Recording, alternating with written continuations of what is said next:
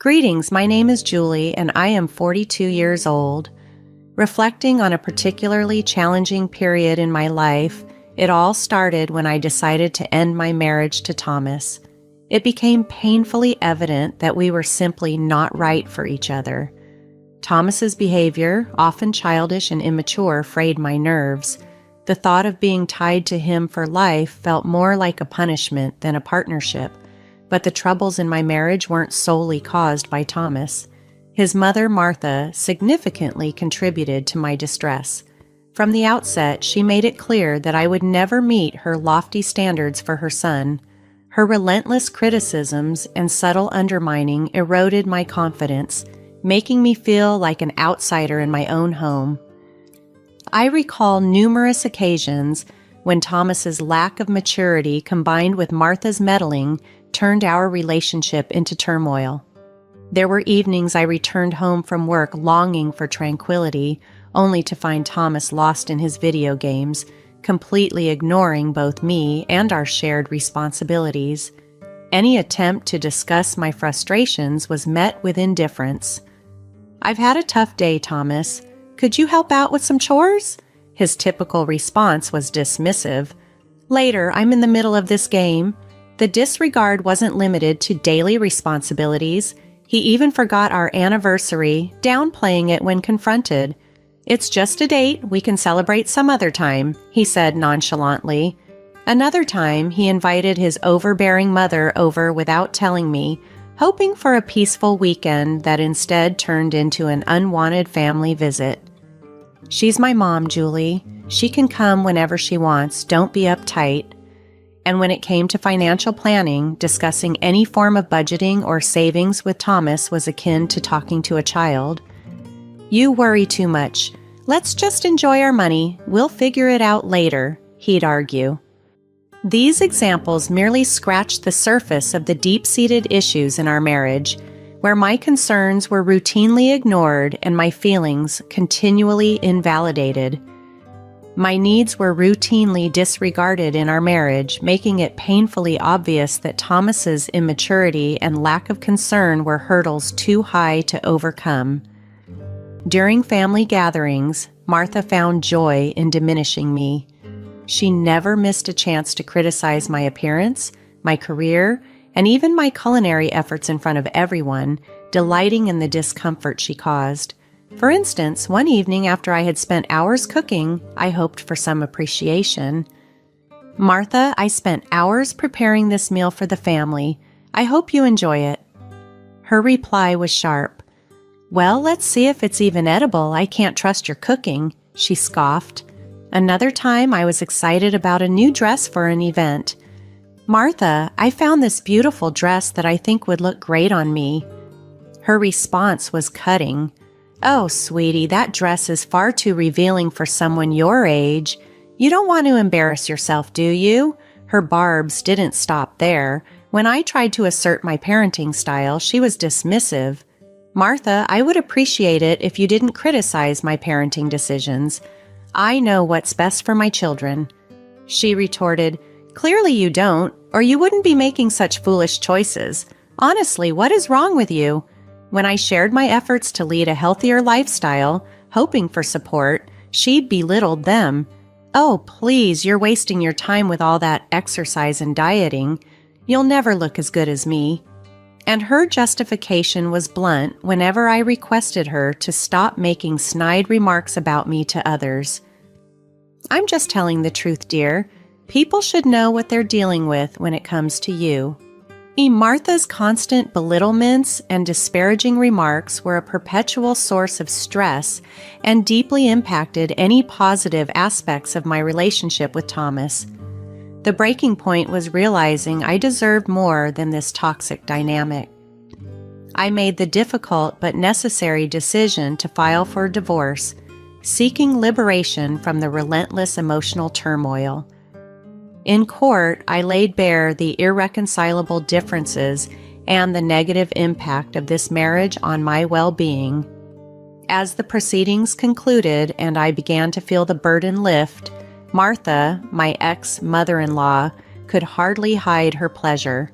She jumped up, a twisted smile of victory on her face, reveling in the dissolution of our marriage.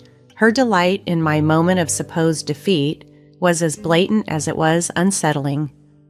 Finally free from the bonds of a troubled marriage, I stood in the courtroom as Martha, my ex-mother-in-law, triumphantly proclaimed that she had won her son back.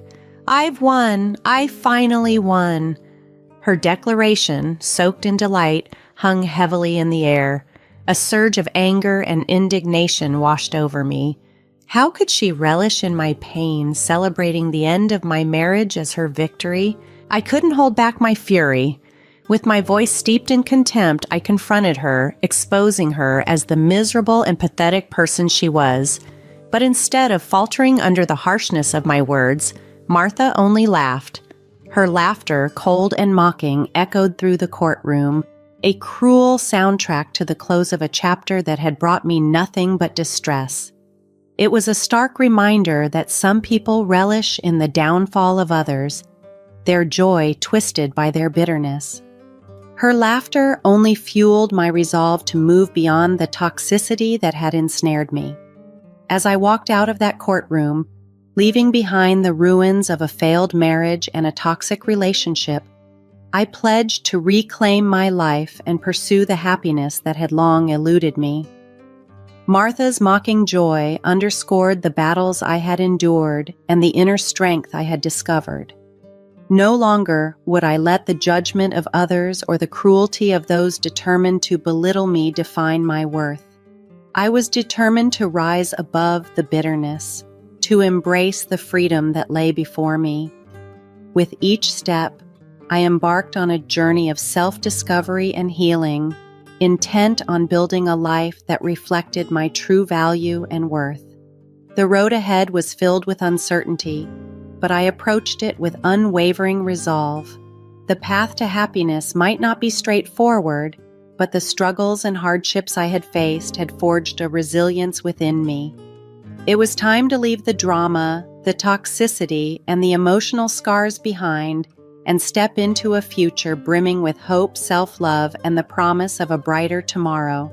Unfortunately, the story doesn't end here. As it turns out, when Martha gloated about her victory, she expected to gain something tangible, something she believed she had finally secured. But as fate would have it, she was mistaken. She thought she would inherit a coveted family heirloom, but it was never meant to be hers. Martha had long coveted a stunning heirloom from my family, the diamond orchid necklace. This piece, an exquisite design passed down through generations, was estimated to be worth millions due to its rarity and craftsmanship. Whenever Martha saw the necklace, her eyes lit up with unmistakable greed. But throughout my marriage to Thomas, it remained tantalizingly out of her reach. Throughout our years together, Martha frequently suggested we should sell the necklace and use the proceeds for more practical purposes. Each time, I firmly rejected her idea, explaining that the necklace was not only valuable but held profound sentimental significance as a pivotal part of my family's legacy. Despite her persistent attempts to sway my decision, I was unwavering in my resolve to keep the necklace within my family.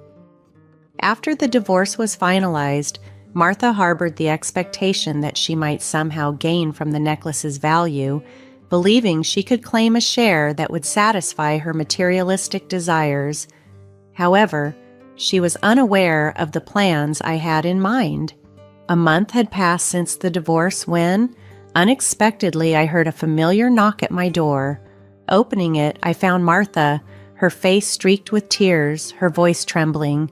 "Julie, please, I need to talk to you," she pleaded.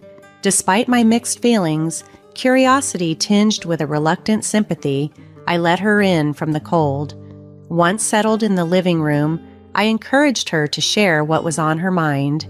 Through her sobs, Martha struggled to explain, revealing the crumbling of her carefully laid plans. "My plan? It failed, Julie. I thought I'd finally have what I wanted, but everything has gone wrong." With a hint of skepticism, I pressed her for details, intrigued by her apparent defeat. What plan are you talking about, Martha? And why are you so upset? Taking a deep breath, Martha tried to compose herself. I thought that after the divorce, Thomas would be entitled to half of the heirloom's value, she confessed. Her scheme had hinged on manipulating her son to secure a piece of my family's treasure, a plan now clearly in ruins. I thought I had triumphed, but then Thomas dropped a bombshell that shattered all my hopes. Curiosity tinged with a dose of satisfaction, I leaned in closer, encouraging Martha to spill the details. So, what did Thomas reveal, Martha? I'm listening. Wiping away her tears, her voice a blend of regret and disbelief, Martha confessed, he told me that he had forgotten to mention a prenuptial agreement he signed before we got married. It clearly stated that the heirloom, along with all your money, was completely off limits. I never stood a chance. I couldn't help but burst into laughter, a mix of relief and vindication coursing through me. Oh, Martha, you have no idea how much I anticipated this moment. I knew all along that your manipulative schemes would unravel. Martha's face turned a mix of embarrassment and anger. You knew all along and still let me believe I had won? How could you? Leaning back in my chair, a sense of triumph radiating from within, I replied with a wry smile, Oh, Martha, I didn't let you believe anything. You saw what you wanted to see, blinded by your greed. I knew the truth would eventually come out.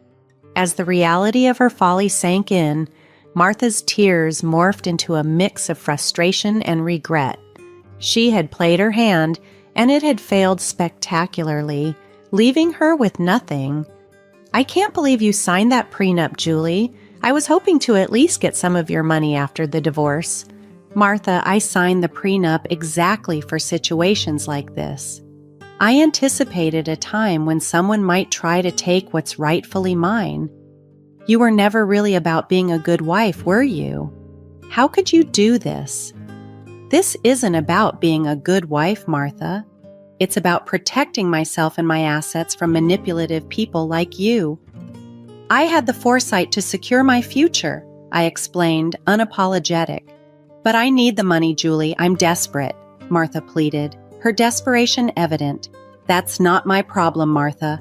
You made your choices, and now you have to deal with the consequences. It's time for you to leave my house. You're so cruel and selfish, Julie. I'm not the one who tried to deceive and manipulate for personal gain, Martha. You reap what you sow. Now please leave. The room fell into an uncomfortable silence, punctuated only by Martha's sobs. The weight of her failed schemes filled the space, a stark reminder of the consequences of her actions. As the reality of her situation dawned on her, Martha was hit with the painful truth that her greed and deceit had left her with nothing. Despite her predicament, I stood firm, resolute in defending my rights and protecting what was rightfully mine. My experiences have taught me that trust and love should not blind one to the potential for betrayal.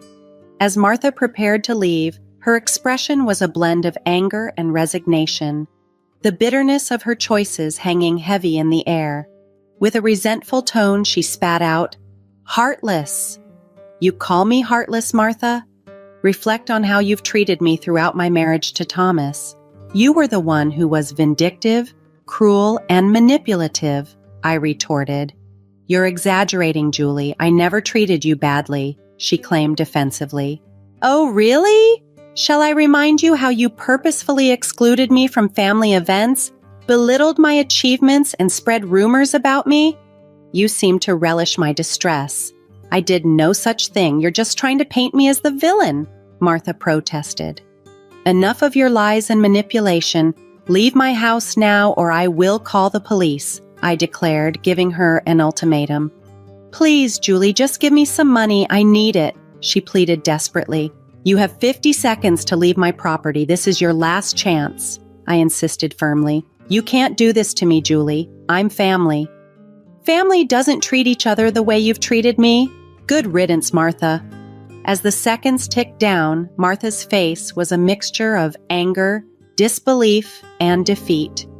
Realizing that her manipulative tactics had failed, She turned and walked towards the door. The tension in the air was palpable as she exited, leaving behind a trail of regrets and facing the consequences of her actions. Feeling a blend of relief and liberation, I stood tall. I had cut ties with toxicity and reclaimed my independence. The next day, as if on cue, another figure from my past emerged, seeking reconciliation. "What do you want, Thomas?" I asked, wary. "Julie, I need your help. I'm in a tough spot right now and was hoping—" "Save it, Thomas. I don't want to hear your excuses. You dared to call instead of facing me like a man. How cowardly can you be?" "I thought it would be better this way, Julie. Please, just hear me out." "All right, Thomas, I'm listening," I said, bracing myself for what was to come. "Why don't you start by explaining how you constantly belittled my ambitions, mocked my dreams, and made me feel like I was never good enough? Do you even remember any of that?" "I don't know what you're talking about, Julie. Sure, we had our disagreements, but—" "Disagreements? Is that what you call it?" I interrupted. "I call it emotional abuse. You tried to undermine me at every opportunity, hoping to break my spirit. Well, guess what? I'm done with it. I deserve better. Julie, please, I'm sorry for everything. I'm in a tough spot right now, and I thought maybe—" "It's funny, Thomas," I continued, cutting him off. "You agreed to the prenup, yet here you are, begging and sniveling. Didn't you know what you were signing? Or did you just assume you'd change my mind later?" "I didn't fully understand it back then. I just knew that I loved you," Thomas stammered. "Cut the crap, Thomas. You always had an angle.